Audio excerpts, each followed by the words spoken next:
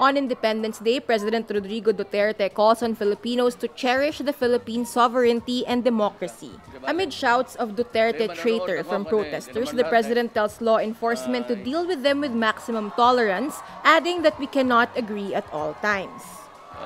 Our Constitution guarantees freedom of the press, freedom of assembly, and free expression. So I would just advise the law enforcement to just deal with them peacefully and the maximum tolerance. Hindi man ho natin, we cannot agree at all times for all seasons. But at least we have this exercise once every 6 years, I suppose, under this new constitution, and you can elect the leaders that you want. Duterte moves on to his speech, which focuses on his campaign against illegal drugs. Sadly, more than a century since our heroes liberated us from foreign subjugation, our nation still has to face enemies that attack from within. This time, we face the modern challenges of poverty, corruption, environmental degradation, terrorism, criminality, and illegal drugs. Narinig ninyo yung last ko? Illegal drugs. At the start of the speech, he touches on sovereignty and freedom. Indeed, the story of how our forebears fought for our sovereignty and established a Filipino nation shall forever inspire us to cherish the freedoms that we enjoy, all of us, today.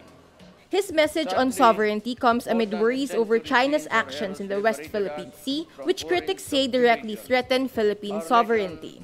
In a related development, Magdalo Representative Gary Alejano says Independence Day celebrations this year may be devoid of spirit given President Duterte's refusal to assert the country's rights in the West Philippine Sea against China. Gary Alejano says Spain's invasion of the Philippines centuries ago can be comparable to China's incursions in the West Philippine Sea. He says, quote, "I am certain that Duterte does not represent the sentiments of a vast majority of Filipinos on this issue. And so I call on all self-respecting Filipinos to stand up and speak up so the government would hear and make appropriate and corrective actions against China's transgressions and harassment." Senator Grace Poe says she hopes the heroism of brave Filipinos inspire the current generation to persevere in protecting and upholding the freedom and rights our forefathers paid for with their sweat and blood. Senator Joel Villanueva, for his part, says Filipinos in the present time are seeking freedom from poverty and bad working conditions. Ousted Supreme Court Chief Justice Marie Lourdes Sereno in a forum Tuesday at the University of the Philippines raised the issue of intimidation of independent institutions like the judiciary, the ombudsman, and the Commission of Human Rights. Sereno says, quote, "So, what we have now is a concerted effort to try to intimidate those who want to push for truth and order." Recovered CCTV footage from barangays in Zaragoza, Nueva Ecija shows Catholic priest Richmond Nilo was followed from one barangay to another before the suspect shot him inside the chapel. Central Luzon Police Regional Director Amador Corpus tells reporters that Father Nilo was followed by a vehicle until the priest reached Nuestra Senora de las Nieves Chapel in Barangay Mayamot, where he was shot. The vehicle drove away from Barangay Mayamot while a motorcycle with two men wearing caps followed and stopped beside the parked vehicle of Nilo outside the chapel.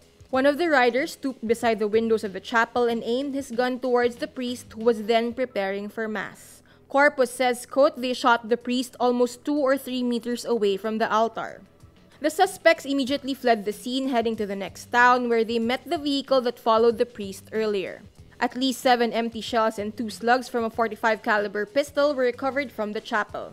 Corpus also ordered all police directors in Central Luzon to talk to bishops about their safety. Donald Trump and Kim Jong-un make history Tuesday, becoming the first sitting U.S. and North Korean leaders to meet and shake hands as they seek to end a tense, decades-long nuclear standoff. As they sit down for their one-on-one meeting, Trump says, quote, "We will have a terrific relationship, I have no doubt." Kim, on the other hand, says, quote, "The way to come to here was not easy. The old prejudices and practices worked as obstacles on our way forward, but we overcame all of them and we are here today. The extraordinary summit was unthinkable only months ago. Both nations earlier appeared on the verge of conflict as Kim conducted nuclear and missile tests. Trump incited the international community to exert maximum pressure to buckle Kim's regime and threatened to unleash fire and fury like the world has never seen if Pyongyang did not disarm. For his part, Kim called the U.S. leader mentally deranged. The summit may define the legacy of both leaders.